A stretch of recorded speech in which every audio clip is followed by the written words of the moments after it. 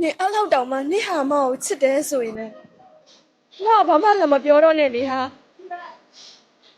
ငါလေညို့မုန်းတယ်လို့ကိုနေ့ကပြောခဲ့တယ်ဆိုတာကလေသူ့ရှိမှအနိုင်ပိုက်ချင်တဲ့စိတ်နဲ့ငါတမင်ပြောခဲ့တာ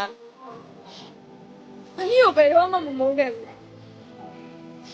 နေ့ပင်မှာသူရှိတဲ့နေရာကိုတချင်ကငါရှိခဲ့တဲ့နေရာပါလားဆိုပြီးတော့ငါတွေးပြီးအရင်ဝမ်းနဲ့နေခဲ့တာအဲ့နေသိတာ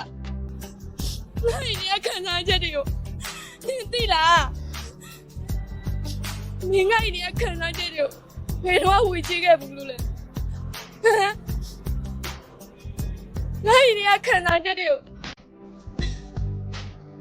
နင်နားလည်းပေးခဲ့ဘူးလို့လား ရင်ခွဲပြီး